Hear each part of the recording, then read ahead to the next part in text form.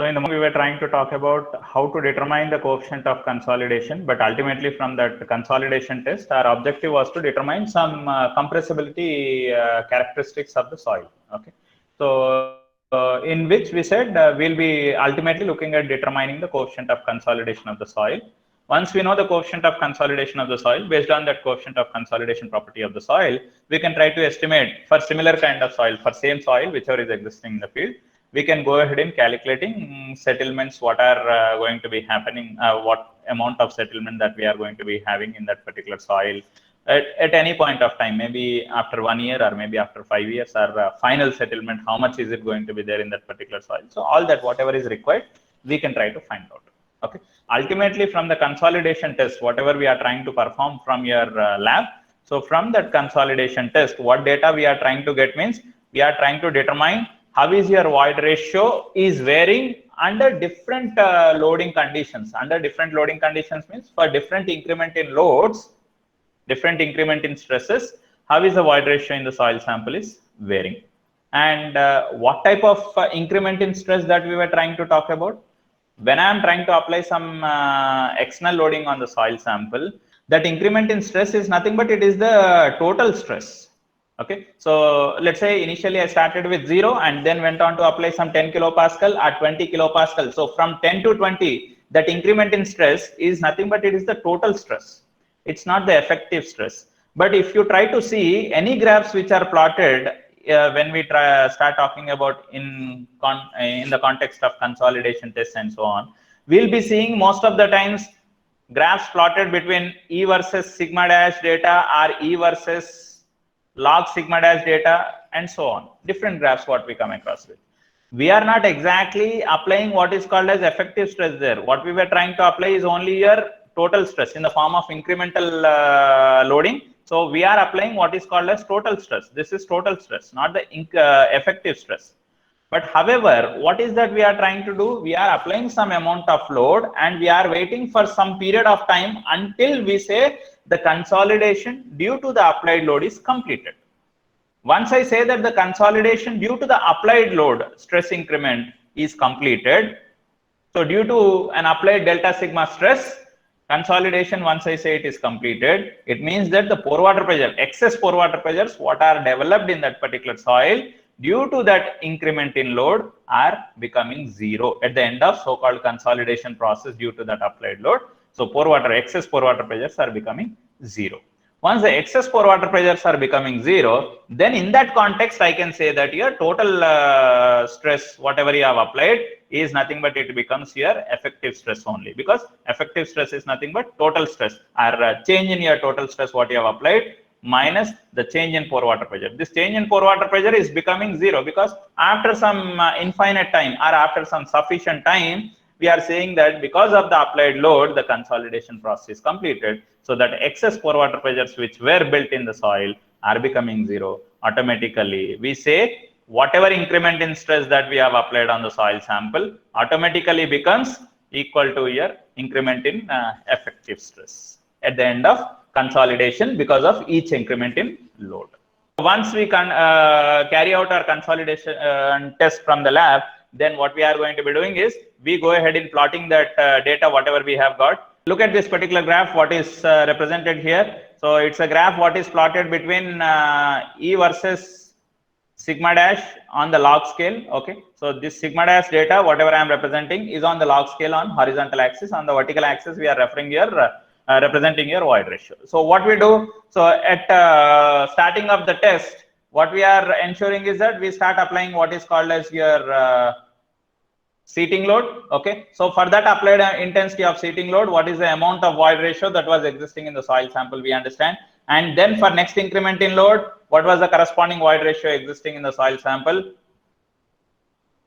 Okay, for next increment in load, and so on. If we try to plot that data, we'll be getting a curve like this. And we said we go on to increase the load from your seating load to that of your maximum pressure, maybe up to 800 or 1600 kilopascal. And then we said, in order to understand how does your unloading would, if you want to understand the behavior of the soil, even under the unloading criteria, unloading condition on that particular soil sample, then we say, okay, this is how the unloading starts happening.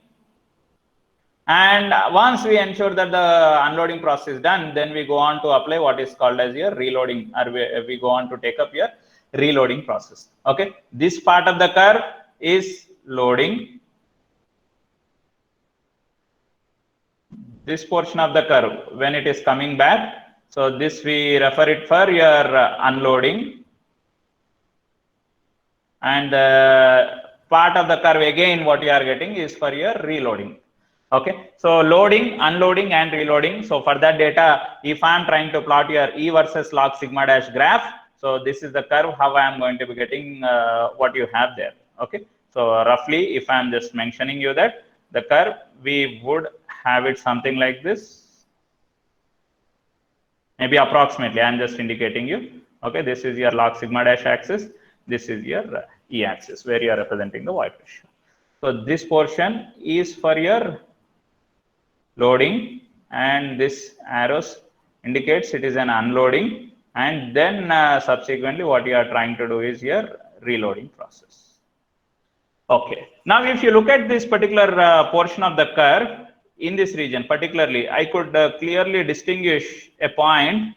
Before this, the slope of the curve is more or less flat, or a small variation in the curvature of that particular curve, but from here you have a steep variation in the slope of that curve. Okay, so the slope of this region of the curve, okay, this part of the curve, we call it as virgin compression curve. I repeat, we call it as virgin compression curve, and the slope of this portion of the curve is represented as Cc. I repeat, the slope of this virgin compression curve, this portion of the curve, is what we call it as your virgin compression curve. The slope of that virgin compression curve is what is indicated as Cc, and where that Cc is what we call it as compression index. Okay, so what is this compression index Cc is represented as? Cc is represented as the slope of this E versus log sigma dash curve in the virgin compression zone in this particular region. So from here to here, so in this particular region, if you are looking at the slope of that E versus log sigma dash curve, so that slope is what we represent it as here compression index. And next is swelling index, which is represented as Cs. Okay, what does this swelling index mean? So when you are looking at your curve, the portion of the curve in this region, that is before this distinguished point what I have represented. So before this, whatever the portion of the curve that you have, if you represent the slope of that, we represent that slope as Cs. Either we can represent the slope of the portion of the curve here, or if you can look at this unloading and reloading, so the slope of this portion of the unloading curve or slope of this portion of the reloading curve. So instead of talking about that curve or this curve, I'll try to take the average of these two by just indicating a line passing. And the slope of this line, if I want to indicate, that slope is also nothing but we represent it as Cs. So the slope of this unloading portion of the curve or this portion of the curve, the top first portion of the curve, whatever we have. So more or less those two curves looks parallel to each other. So in both the cases, some people represents this portion of the curve to indicate the slope as Cs. Some people will consider the unloading portion of the curve to indicate the slope something as Cs. Okay, so what does this Cs mean? Cs is nothing but swelling index. When there is an unloading happening from the soil, because of that unloading condition, slight swelling takes place, slight elastic recovery happens from that in that particular soil. So the slope of that particular portion of the curve is what we call it as your swelling index. So once again, what does this swelling index mean? So swelling index is nothing but it is the slope of your E versus log sigma dash curve only, but in your reloaded region, or we also call it as your over consolidated region. What does this over consolidation consolidated region means?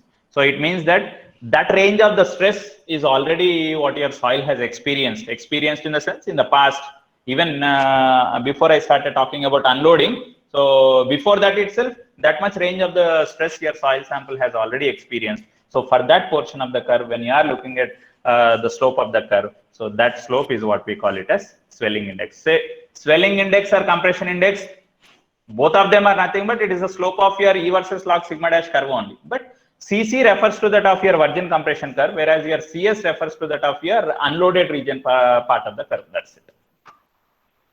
Next, another parameter what we are going to be coming across is with compressibility coefficient, which is represented as AB.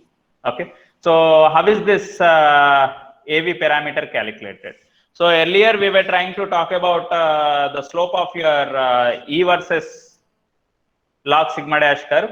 Now here from the consolidation test, I repeat, from the consolidation test, whatever the data that I have in the form of E versus sigma dash, here the graph what I am going to be plotting for determining the parameter AB is for the data plotted between E versus sigma dash. Earlier I was trying to talk for the graph which is plotted between E versus log sigma dash on the logarithmic scale, effective stress if it is represented, that were for the previous case.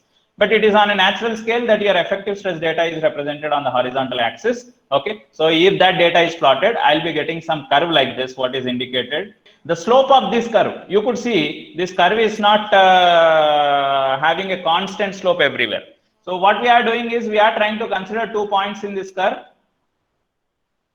Okay, so we are considering 2 points on this particular curve, and 1 point refers to that of some amount of effective stress, another point corresponds to another amount of effective stress. So for this much amount of effective stress, it relates to that of some void ratio in the soil sample. For some other effective stress, it relates to that of some other void ratio in the soil sample. The slope of your E versus sigma dash curve at in between any 2 points that you choose on that particular curve. So if I am trying to calculate what is the slope of that particular curve by drawing a tangent or by directly calculating it as change in vertical coordinate to that of your change in your horizontal coordinate. So with that, we can try to say the slope of this E versus sigma dash curve is nothing but we call it as your compressibility coefficient. I repeat, compressibility coefficient AB is nothing but we represent it as your slope of E versus sigma dash curve in between any 2 points on that particular curve.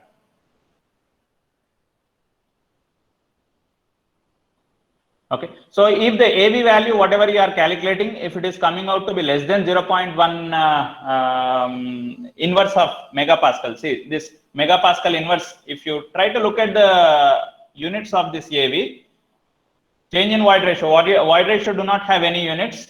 Okay, so no units divided by stress has got the units which is kilonewton per meter square. So which is what we can write it as here, inverse of megapascal. 1 kilonewton per meter square is nothing but 1 megapascal. So inverse of megapascal is what is the units of your AB parameter. Okay. So in case if the AB value is less than 0.1 inverse of megapascal, then we call such particular soil as low compressible. And if the AB value is somewhere in between 0.1 to 0.5 inverse of megapascal, then we call that particular soil to be intermediate compressible or middle compressible. And if the AB value is greater than 0.5 inverse of megapascal, then we call that particular soil to be highly compressible. And another parameter what we'll be coming across is with coefficient of volume compressibility, which is represented as MV. Okay, where this MV parameter is once again calculated from E versus sigma dash curve only. Okay, so if I am going to plot your consolidation test data in the form of a graph between E versus sigma dash, from that E versus sigma dash curve only, we are going to be calculating this parameter MV, where this MV parameter, okay, it is defined as the change in volume per unit volume as a ratio with respect to the change in stress. I repeat, so this parameter is defined as change in volume per unit volume as a ratio with respect to the change in stress. Okay, so what does it mean? Change in volume means delta V, per unit volume means V, okay, with respect to the change in stress. So in the denominator, once again, change in stress. Okay, so with stress, it is a change in effective stress. So change in volume by original volume, that is delta V by V, if I want to write down. So delta V by V is what we can also write it as delta E by 1 plus E naught, where E naught refers to initial void ratio, delta E refers to change in void ratio. This can also be written as like this, delta H by H naught. Okay, so in the last class we have seen, and we have also said delta V by V is nothing but volumetric strain, which we can also write it as your volumetric strain, or I can also even write it as your strain in the height direction, or otherwise I can also call it a strain in your z-axis direction. Okay, so now this whatever we have here MV expression, I am just trying to rewrite according to our convenience. Okay, so in the process, this delta V by V, I am going to replace it as delta E by 1 plus E naught. So in the process, MV is equal to delta E by 1 plus E naught into delta sigma dash. This is what we have. Okay, right. So now delta E by delta sigma dash is what we have understood it as your AV, the change in void ratio to that of corresponding change in your effective stress. Okay, sometimes you will be seeing the negative term indicated, because whenever you are talking about AV parameter, we said it is the change in void ratio. With increment in stress, there is a decrease in void ratio. So that's the reason why sometimes you will be seeing even negative term represented. So negative there indicates it's a decrease value. That's what it means. Okay, so delta E by delta sigma dash or minus delta E by delta sigma dash is what I can simply replace it with AV from whatever we have seen earlier, and MV is ultimately what we are getting it as AV by 1 plus E naught. Okay, that's what is indicated here. And the next parameter what we'll be coming across is pre-consolidation pressure. So from the consolidation test, we said we are getting data to plot a graph between E versus sigma dash data on the logarithmic axis on on the horizontal axis. I am considering a log scale, and on that log scale, I am representing your effective stress. On the vertical axis, it is the void ratio. Just look at this. I am just trying to talk only with regard to your loading region of your curve. Okay, anyhow, we will be having your unloading and reloading part of the curve. So I am not just focusing on that for time being. Now, my objective is to talk about what is called as pre-consolidation pressure. Now, what does this word pre-consolidation pressure mean? So, pre in the sense before itself. Okay, how much amount of stress that your soil has experienced in the past itself, that stress is what we are calling it as your pre-consolidation pressure. I'll put the statement in the other way. The maximum stress that your soil sample, what you are looking at, has experienced in the past. Okay, so how much is the maximum amount of stress that your soil sample has been subjected to in the past? That stress is what we call it as pre-consolidation pressure. So what was the maximum pressure that was being applied on that particular soil to consolidate it in the past? That is what is called as your pre-consolidation pressure. So now my objective is to understand how to determine what was the maximum stress that your soil has experienced in the past. Because when I take some soil sample from the field, or when I look at some soil sample in the field, I should know the stress history, what that soil has been subjected to. Stress history in the sense whether that soil is subjected to some maximum stress in the past, or whatever the load that you are now applying on the soil sample is only what is experienced by the soil, which is said to be maximum. So whether the soil has experienced any stress maximum in the past, or is it experiencing anything at present now? Maximum value at current situation only. Okay, so for that, what we'll try to do is we'll look at your E versus log sigma dash curve, and from this E versus log sigma dash curve, we try to determine what is called as this pre-consolidation pressure. Okay, so what we do here, just try to look at your E versus log sigma dash curve and identify that so-called point where the curvature of the curve is suddenly changing. Okay, I say, okay, this is some point where the curvature of the curve, before this, more or less the curvature is flat, and after this point, the slope of that curve is relatively steep. Okay, so at this particular point, just try to draw a horizontal line, and at the same point, for the virgin portion of your curve, this is your virgin compression curve, which I am trying to talk about.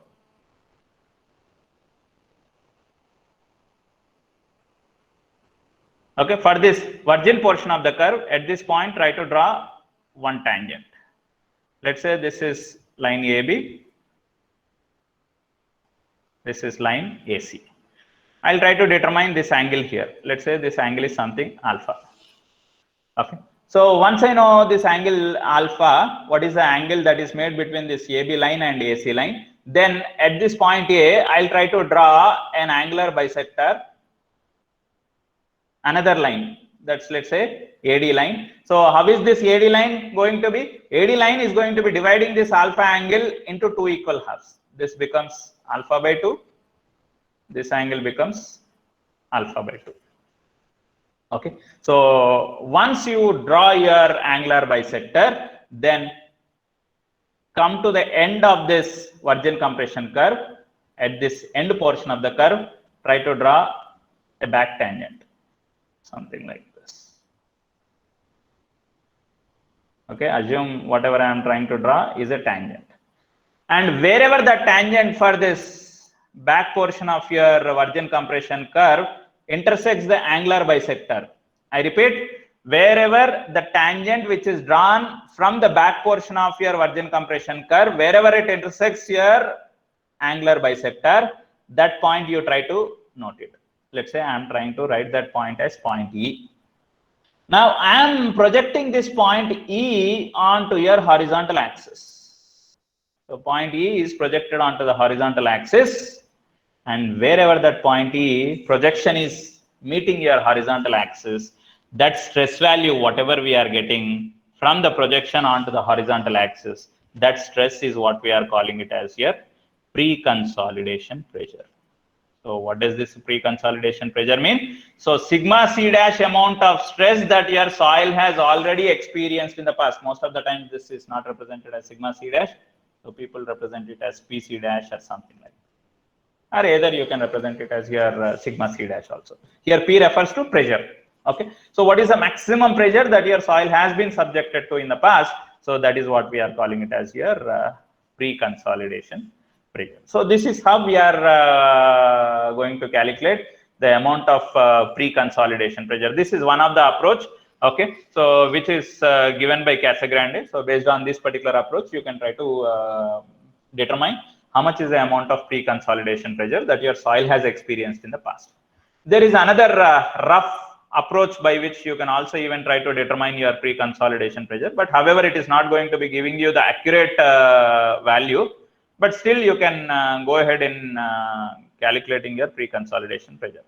So let me look at your E versus log sigma dash curve once again. Okay, so for this, in this E versus log sigma dash curve, for the initial portion of the curve, try to draw a tangent. For the final portion of the curve, draw another tangent.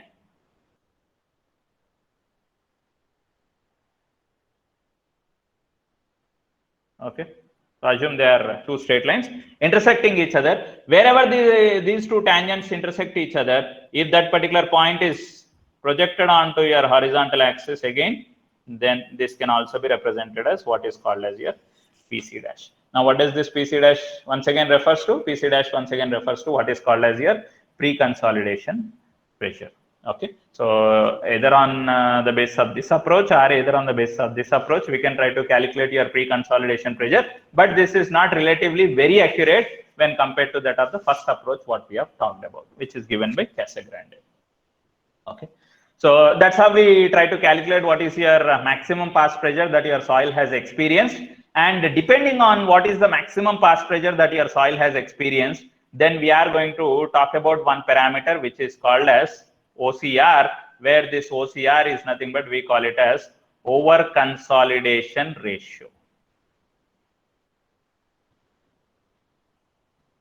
Okay, so where this OCR is defined as the ratio of maximum pass pressure to that of the current effective stress what your soil is subjected to. I repeat, OCR, over consolidation ratio, is defined as the maximum pass pressure what your soil has been subjected to divided by what is the current effective stress that is getting developed in your soil. At present, how much is the effective stress that your soil is subjected to? That is represented in the denominator. And in the past, this is your pass pressure, maximum pass pressure. Okay, so this is a maximum pass pressure, and whereas in the denominator we are trying to talk about current effective stress. Current effective stress in the sense at present how much is the effective stress that is getting developed in the soil. Okay, so once we calculate this maximum pass pressure, and if I know what is the effective stress that is getting developed at present in the soil sample, then we are going to talk about some ratio which we call it as over consolidation ratio. In case if this over consolidation ratio for the calculated soil is greater than 1, we call that particular soil to be over consolidated soil. Okay, so if the OCR value of that particular soil is greater than 1, then we say the soil is called as over consolidated soil. In the sense, in the past itself, that particular soil has been subjected to some amount of stress, which is more than that of the stress what it is currently being subjected to. Okay, so such kind of stress is what we call it as your such kind of soil is what we call it as your over consolidated soil. In case if the soil has got OCR value which is equal to 1, you cannot have the soil whose over consolidation ratio is less than 1. So that criteria is not possible, because in the past or at present the maximum stress what the soil could be subjected to could be equal to what is being what the stresses that are getting developed in the soil at present. Okay, so in the past, let's say the amount of stresses which were getting developed in the soil is something less than 100 kilopascal, but at present I am trying to induce or at present due to some loading acting on the soil sample, the amount of stress what was getting developed is equal to 100 kilopascal. So when I am trying to look at the past, in the past there is nothing less than 100 kilopascal. So what I am going to be substituting in the numerator here is the present stress, and in the denominator also the present stress only. So over consolidation ratio is equal to 1. In the case if OCR is equal to 1, then we call that particular soils to be normally consolidated soils. So whenever you come across with the word normally consolidated soil, it means that the amount of stress that that particular soil is subjected to at present itself is only the maximum stress. Any stress what that particular soil has been subjected to in the past is less than that of the stress what you are at present applying on that soil. So such kind of soil is what is called as your normally consolidated soil. Okay, it's normal consolidated or normally consolidated. Both are one and same. Okay, so in such kind of normally consolidated soil, the amount of settlement that you come across is going to be relatively high when compared to that of your over consolidated soils, because whenever you come across with the over consolidated soils, in the past itself that particular soil has been subjected to more amount of stresses, because of which higher amount of settlements have already completed, higher amount of settlements which were supposed to be happening in the soil has already been completed in that particular soil in the past only. Okay, so that's the reason why whenever you come across with the over consolidated soils, the amount of settlement that takes place in the over consolidated soils is relatively less. Okay. So, this is the construction part of how to determine your pre-consolidation pressure or maximum pass pressure. Yeah. Once we calculate that, we are trying to determine what is nothing but called as your over consolidation ratio, which is defined as, okay, most of the books this is how we'll be representing. Over consolidation ratio is equal to the pre-consolidation pressure, that's nothing but the maximum pass pressure what your soil has been subjected to, divided by sigma naught dash, which I am indicating it as your present effective vertical pressure what is getting developed in the soil. Okay, so there is another parameter which will also be certainly talking about, that is coefficient of consolidation. So that term, that parameter, I'll just try to introduce after discussing about certain things. Okay, so then I'll try to come back to that particular term, like what is called as coefficient of consolidation, and we'll see how to determine that particular parameter, so-called coefficient of consolidation, based on different approaches. Okay, so before that, we'll start talking about something what is called as time rate of consolidation, or we also call it as one-dimensional theory of consolidation. So whatever so-called one-dimensional consolidation that we have seen in our laboratory test, Okay, so the type of consolidation test that we are talking about, we said it's a one-dimensional consolidation test because the consolidation or that so-called settlement, what is happening in the soil, is restricted to happen only in the vertical direction. Okay. Now, what is the theory behind that particular so-called consolidation test? Okay. So that theoretical part is what we are trying to talk about. So how your consolidation process is happening in the soil depending on the time. Okay, so how your time is going to affect the process of consolidation in the soil is what we are trying to talk about. So basically this particular theory, whatever we are trying to introduce now, is given by Sagi way back in 1925. Okay, so where he has derived some relation in order to understand how is your time is playing a major role in affecting the process of your consolidation. Okay, so he derived some mathematical expression which we call it as one-dimensional consolidation equation, or otherwise we can also call it as time rate of consolidation equation. Why I'm not specifically saying one dimension? Because this discussion is all about one-dimensional consolidation only. We are not looking at two-dimensional or three-dimensional consolidation happening in the soil, because we are relatively understanding that whatever amount of deformation that we are able to visualize is due to the decrease in height of the soil sample. Okay, there are certain assumptions that are made in deriving that one-dimensional consolidation equation. So let us understand what are those various assumptions that we have considered, or what are the different assumptions made by Sagi in deriving that particular one-dimensional consolidation equation. Okay, so one assumption is the soil is homogeneous and fully saturated. Okay, so the coefficient of permeability of the soil at any point in any of the direction is same, and the soil is considered to be fully saturated. There is a unique relationship which is independent of time and as well as between void ratio and effective stress. So you have talked about various relationships which are not basically represented as a function of time, but which were represented as a function of void ratio and your effective stress, like your CC parameter, or maybe your CS parameter, or maybe your AV parameter, or maybe your MV parameters. If you try to recall how we have talked about determination of CC or CS or AV or MV. So those parameters, those relations, whatever we have talked about, are basically the function of function between the parameters, that is void ratio and effective stress. The solid particles and water particles are incompressible in nature. Yes, we have already talked about this particular term in the last class itself. Compression and flow, or whatever we are trying to talk about, is happening only in one direction, that is in the vertical direction. The amount of strains that are getting developed in the soil are relatively small, and rather I can say it is relatively very small is what is assumed. What is this amount of strains in the soil are relatively small? See, what we are doing in the case of consolidation test is we are hardly considering a soil sample of height 20 or 25 mm. Okay, so the amount of strain that is getting induced in that particular smaller thickness soil sample, so that strain, amount of strain what is getting induced in the soil is what is assumed to be small. It's an assumption, but in reality it is not true, because there are some amount, there are certain amount of strains that are getting developed in the vertical direction due to the load what you are trying to apply in the soil sample.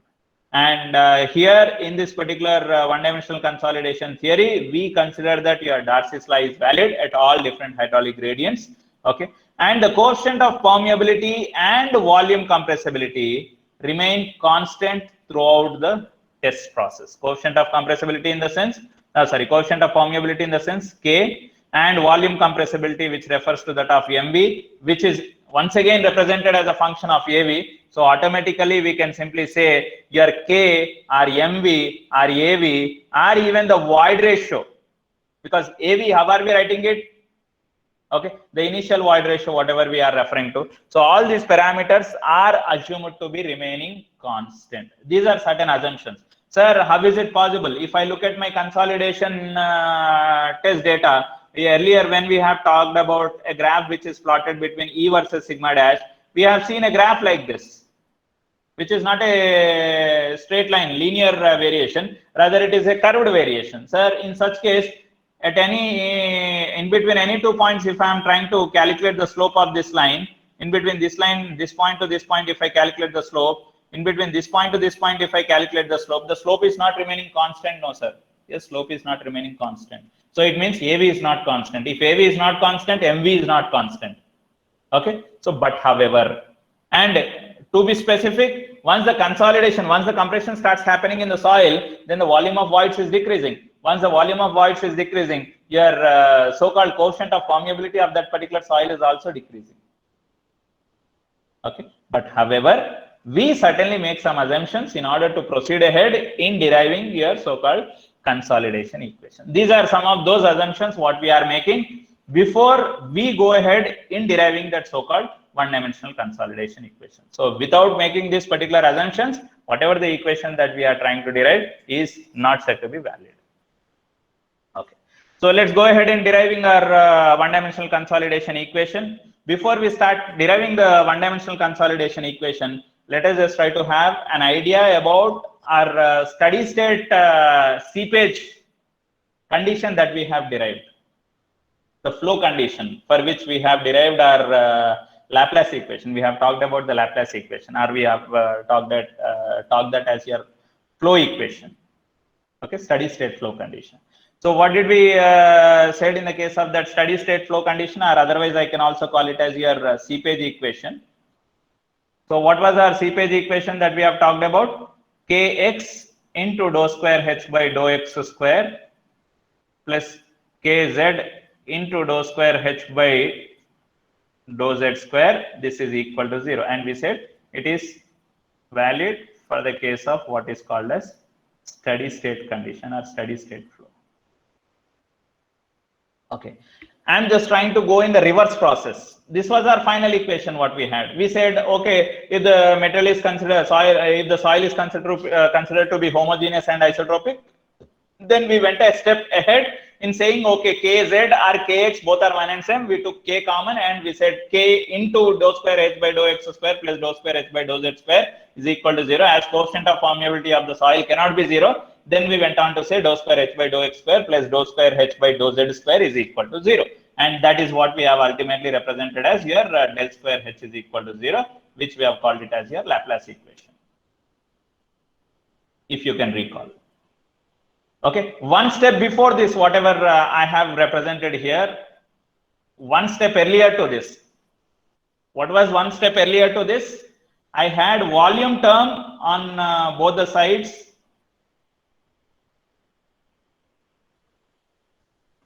which I said it is represented as common.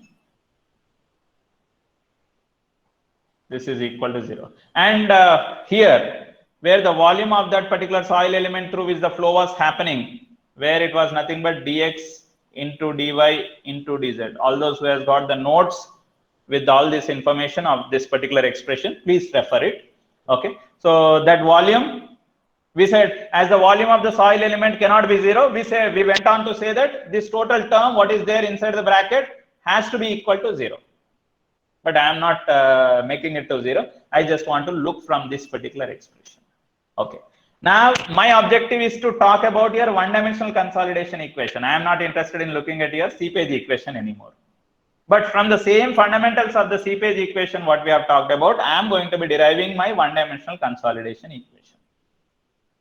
In your seepage problem, we said that whatever amount of water which is trying to enter into the soil is leaving the soil element. That means total inflow is equal to total outflow. That is what we called it as your equation of continuity, or we also said it is because of the steady state flow what is taking place through the soil. So in the case of steady state flow, whatever enters inside is leaving out. That is your equation of continuity.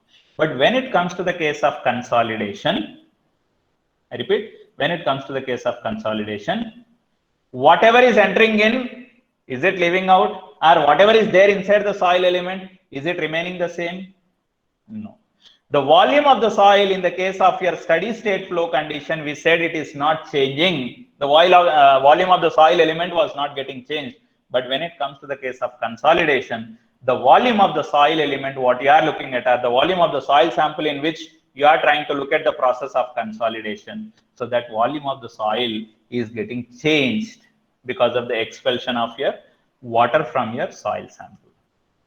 Okay, so the same fundamental equation what we had earlier, I am just trying to write according to your theory of consolidation. Okay, so but in the case of consolidation,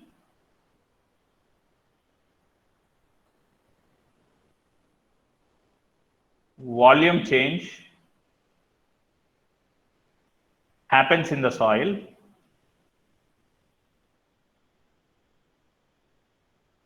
Okay, so once I say the volume change is happening in the soil, then let me go ahead in writing down the same volume into kx into dou square h by dou x square plus kz into dou square h by dou z square is equal to minus dou v by dou t. This is something very important for us to understand. What is dou v? Dou v indicates change in volume. Dou t indicates with change in time, there is a change in volume happening in the soil because of some load increment what is applied on the soil sample.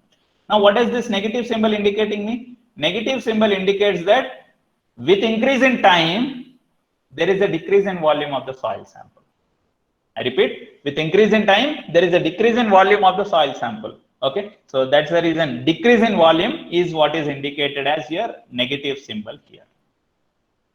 Okay, so as we are trying to talk about the one-dimensional consolidation problem only, so this term I am not looking at.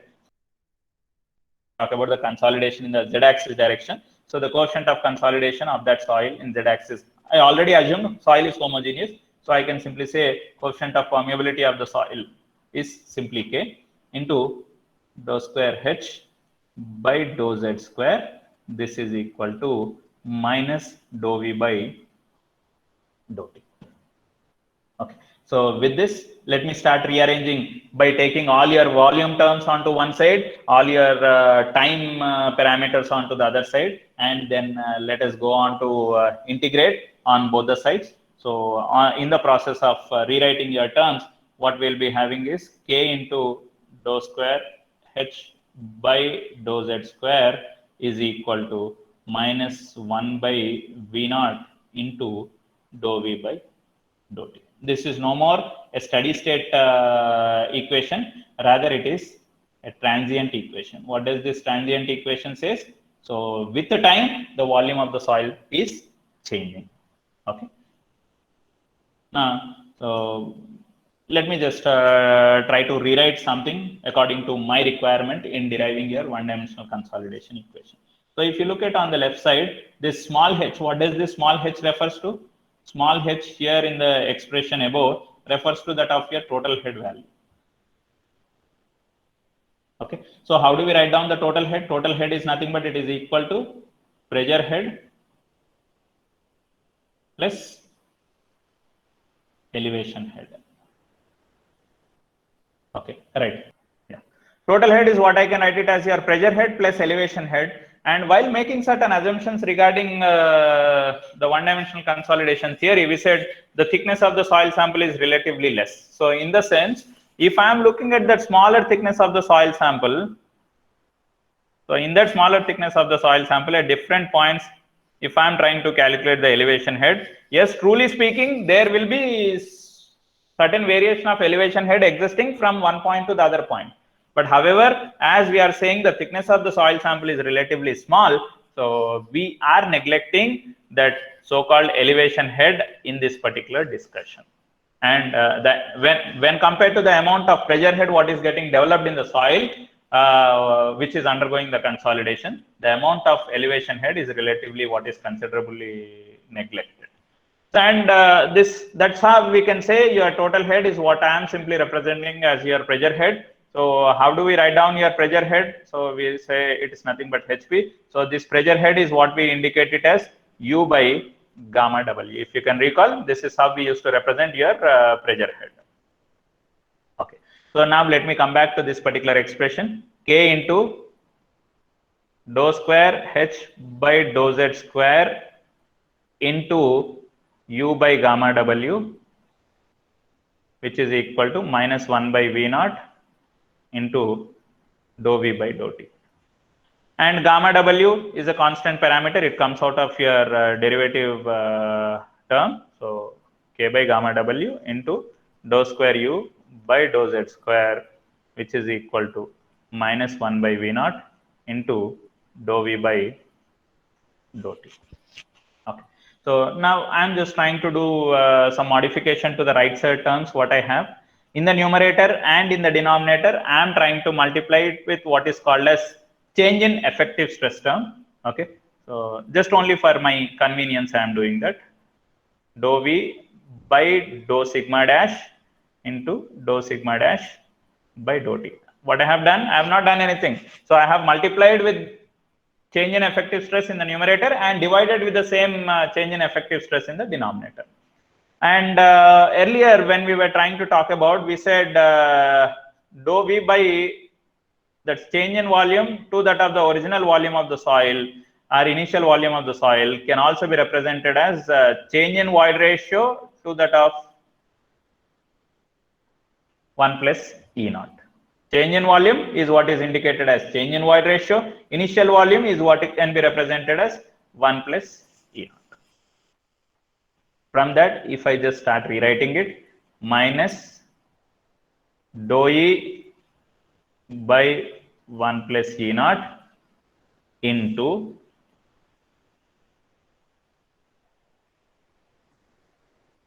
dou sigma dash by dou sigma dash. Okay, yeah, let me rewrite it once. This is equal to, as per my convenience, I am just trying to rewrite it. I'll just first replace all those terms what I have earlier as it is, that is dou E by dou sigma dash into dou sigma dash by dou T. Now, what does this dou E by dou sigma dash mean? If you can recall, so dou E by dou sigma dash from our earlier discussion, so we said the change in void ratio for the corresponding change in effective stress as nothing but AV. Okay, so minus AV by 1 plus E naught into dou sigma dash by dou T. What is AV by 1 plus E naught? So AV by 1 plus E naught is what we can represent it as MV. Okay, so my left side term as it is, I am trying to carry K by gamma W into dou square U by dou Z square is equal to minus MV into dou sigma dash by dou T. This is what I have. If you want, you can just look at it. So on the left side, K by gamma W into dou square U by dou Z square is equal to minus of MV into dou sigma dash by dou T. That is what I am getting. And here, if you can just look at what does sigma dash indicate? Sigma dash indicates effective stress. How do we write down? Total stress minus pore water pressure. So then change in effective stress is equal to change in total stress minus change in pore water pressure. Now at the end of the consolidation process, okay, sorry, not at the end of consolidation process. Now here what I am trying to understand is, due to the load what is being applied, how is your condition of the soil is changing. So with the time, there is the consolidation process happening, and that is what we were trying to understand. With time, the compression is taking place in the soil sample. Now what you look at here is delta sigma. What does this delta sigma mean? Change in total stress. So we are applying some amount of stress acting on the soil sample, and due to that applied amount of stress acting on the soil sample, we are seeing how the compression is happening in the soil. So in the sense, you are not changing any amount of vertical stress on the soil sample. For an applied load I am talking about. I am not talking about incremental loads. So when some particular amount of load or when some amount of stress is induced in the soil, okay, so due to which I am trying to understand how your pore water pressures are varying in the soil sample, how your effective stresses are varying in the soil sample with the depth and with the time also. Whereas your change in total stress is nothing but it is equal to 0. So what I can simply say is that delta sigma dash is nothing but it is equal to minus dou U. So I'll come back here to replace that. So minus MV into minus dou U by dou T. Minus minus gets cancelled, and what I'll have is MV into dou U by dou T. And I'm just trying to rewrite my expression, and what I have here is dou U by dou T is equal to K by MV into gamma W into dou square U by dou Z square.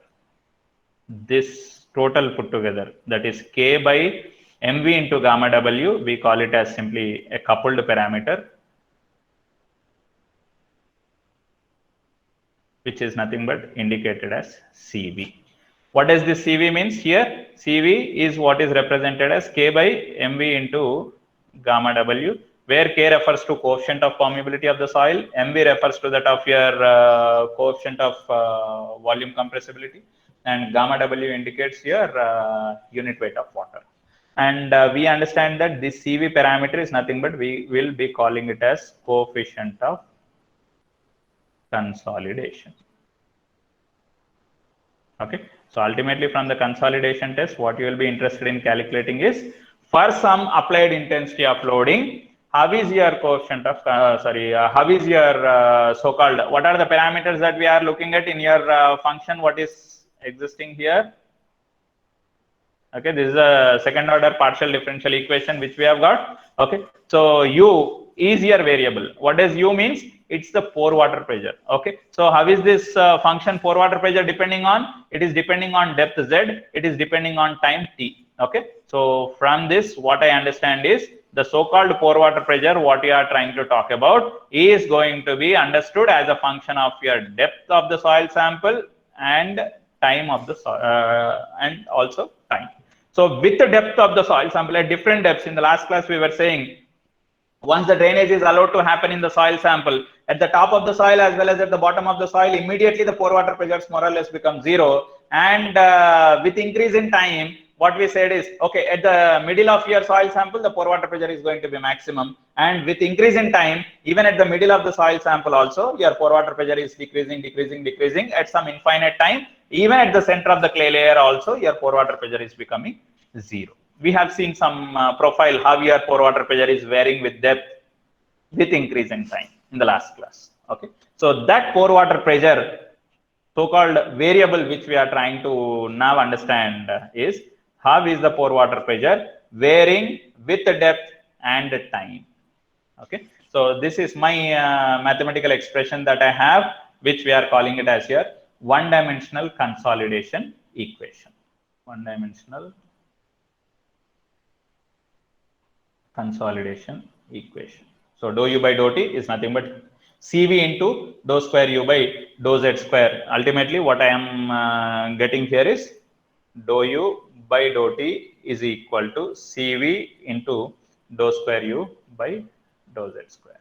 Okay, so this equation is what we are calling it as your one-dimensional consolidation equation. And the mathematical solution for this one-dimensional consolidation equation, if I am trying to go ahead in finding out what could be the possible solution for this mathematical equation. So for this mathematical equation, we can go ahead in getting the solution based on certain conditions. Okay, so we'll be depending on some initial conditions and based on the boundary conditions. Okay, so we'll be trying to find out the solution for that particular second order partial differential equation what we have. And what are the initial conditions that I can understand? So the initial conditions that I can understand for this particular problem is nothing but, initial means at time t equal to 0. Okay, the pore water pressure what is getting developed in the soil sample is nothing but we can simply represent it as U naught. U naught indicates the initial pore water pressure, and what is this initial pore water pressure is equal to, it's nothing but I can simply represent it as your increment in stress. How much stress you are trying to additionally induce on the soil sample.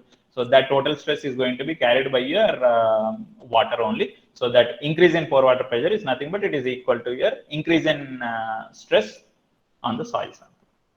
And what are the boundary conditions that we can understand for that particular consolidation problem? Okay, so the boundary conditions, if I am looking at my soil sample, this is my soil sample. We understand that on top of the soil sample, you have a porous stone. On the bottom side of the soil sample also, you have what is called as a porous stone. On both the sides, you have your porous stones. Let's say the height of the soil sample is something h.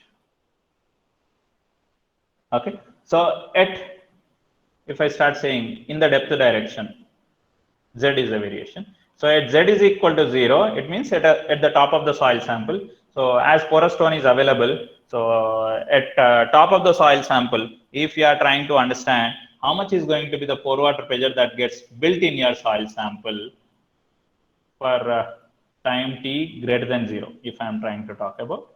Okay, so for time t greater than 0, at Z is equal to 0, the amount of pore water pressure what gets developed is nothing but equal to 0. And at Z is equal to H, if I am trying to look at, that's nothing but at the bottom of the soil sample, because as you have a porous stone, so porous stone is allowing the water to get displaced, and then automatically the pore water pressure what gets developed, even at a depth of Z is equal to H also, pore water pressure, that excess pore water pressure what is getting built in the soil sample is nothing but it is becoming 0.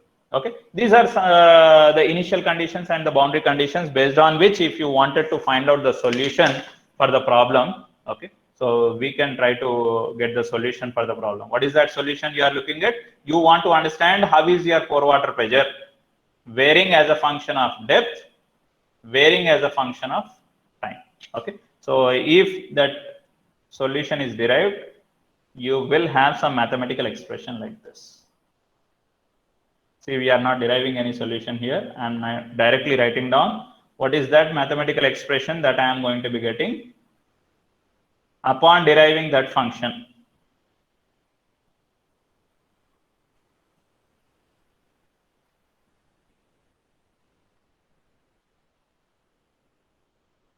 Okay, please look at here. So it's nothing but U indicates the pore water pressure in the soil sample at any time, and U0 indicates it's the initial pore water pressure what was getting developed in the soil sample, which is nothing but equal to the increment in stress. Okay, so this increment in stress I can call it as some surcharge, additional surcharge what I am trying to apply on the soil sample.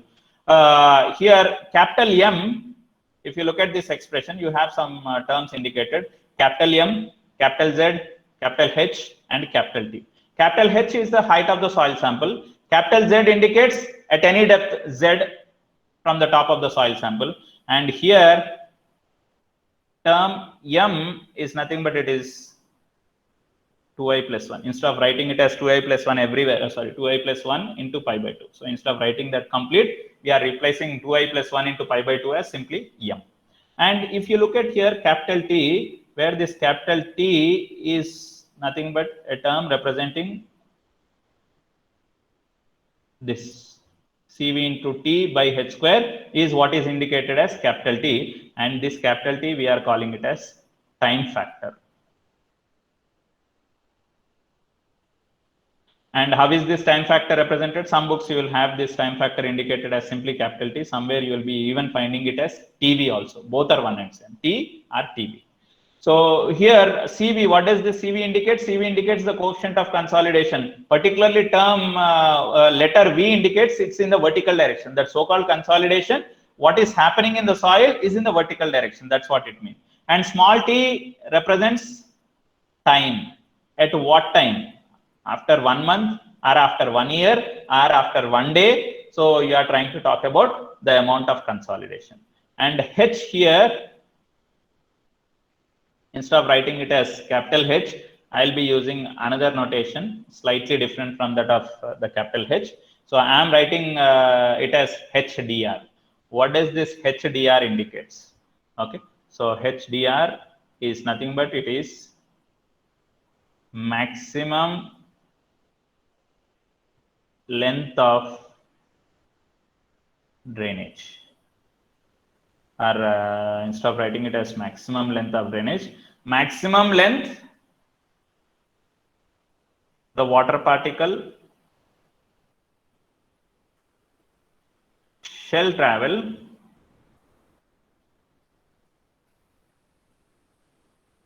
to get drained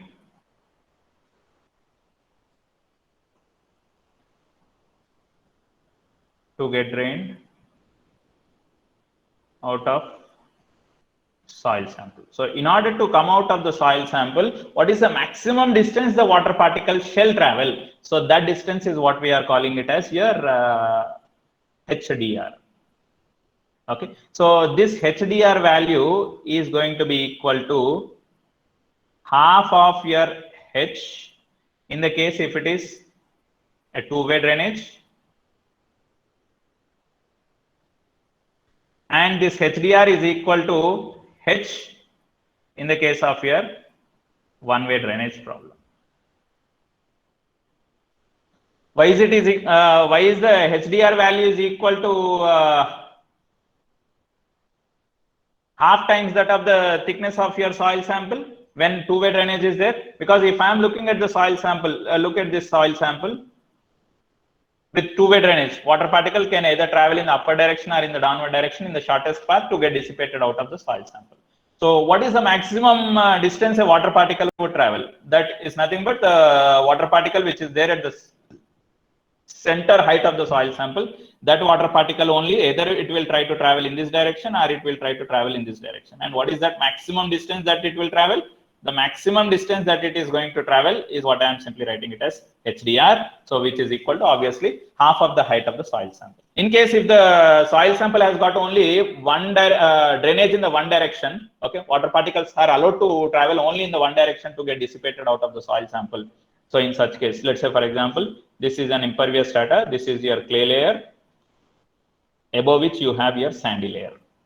Now, any water particle that is existing almost nearer to your impervious strata, if it has to come out of the soil sample, it has to automatically travel this total height of the clay layer. Okay, so in such case, what is the length or what is the distance that your water particle is traveling before it is said to be getting drained into your drainage path means? So it's nothing but it is equal to the complete height of your clay layer. Okay, so if it is a two-way drainage system that you have, so your HDR value is equal to half of the height of your clay layer, and if it is only a one-way drainage what you have, so your HDR value is nothing but it is equal to H. Yeah. So let me come back to this mathematical expression. What is that we were trying to look at? So this summation I going from 0 to infinity, so it is going to be having some infinite terms. So in order to make the life little simple, what we will be considering is only for lower order terms, that is nothing but for only I is equal to 0, I greater than 0 terms we are neglecting. The higher order terms we are trying to neglect.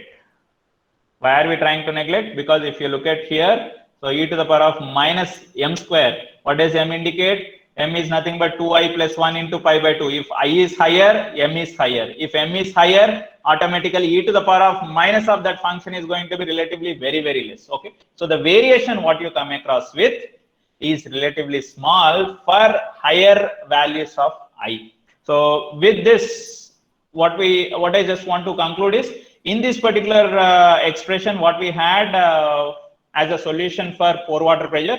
So the expression for pore water pressure, we understand it is a basic function of depth and it is basically a function of time. So with variation in time, pore water pressure at different depths is continuously varying, and at a particular depth also with increase in time, the pore water pressure is continuously varying. Okay, so now with this understanding, I'll go ahead in trying to talk about another parameter which is called as degree of consolidation, where this degree of consolidation is represented as capital U. It is represented by the term capital U. Okay, so before let me first introduce what does this degree of consolidation mean. So degree of consolidation is defined as the ratio of settlement in the soil at any time divided by settlement in the soil at some infinite time. Okay, so out of the total amount of consolidation what was supposed to be happening in the soil due to some increment in stress on the soil, after 1 hour, if I want to understand how much consolidation is completed, or maybe after 5 hours how much consolidation is completed, or maybe after 10 days how much consolidation is completed, so that amount of consolidation, how much it has happened in that particular soil, if I want to know, that could be understood from this parameter which is called as degree of consolidation. So out of the complete consolidation which was supposed to happen in that particular soil because of the applied increment in load, how much amount of consolidation has completed, maybe after 10 days or 1 month or 1 year or 10 years or so on. So that term which helps us in understanding how much amount of consolidation took place in that particular soil after certain period of time. So that is what we call it as degree of consolidation. Now, if I want to know how much is the degree of consolidation that has happened in your soil, so first I should be finding, or I should be knowing how much amount of settlement took place in that soil after some period of time t, and what was the total amount of settlement that was supposed to be happening in that particular soil. So my objective lies in knowing how much amount of settlement took place after, let's say, 5 years, and what is the total amount of settlement that was supposed to be happening in that soil. So a time t equal to infinity. What does infinite time means? It is some maximum time that is required for the complete consolidation process to happen. So whenever complete consolidation takes place in the soil, what is your final settlement in the soil? That final settlement in the soil is what I am writing it as here, S infinity. Okay, so out of the final or total settlement, what was supposed to be happening, how much settlement took place in the soil? So that ratio is what we are calling it as here, degree of consolidation.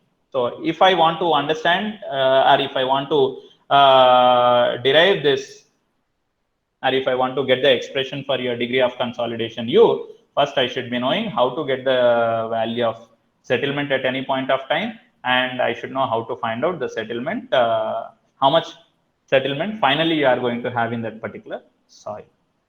So we'll stop our discussion here with these two terms, and in the next class when we meet, we'll start finding out how to write down the expression for knowing the settlement at any point of time, and what is the maximum settlement if I want to determine for that in that particular soil due to the load increment. So we'll try to do we'll try to see how to calculate that, and the ratio of these two parameters is what we write it as here, degree of consolidation.